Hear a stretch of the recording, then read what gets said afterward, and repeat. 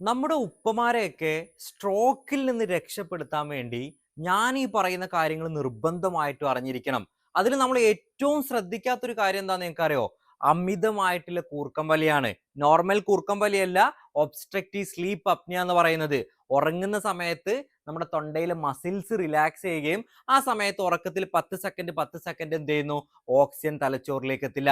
ഇങ്ങനെ ആയിക്കഴിഞ്ഞാൽ നമ്മുടെ ബ്രെയിൻസിലെ സെൽസ് ഡാമേജ് ചെയ്യുന്നു.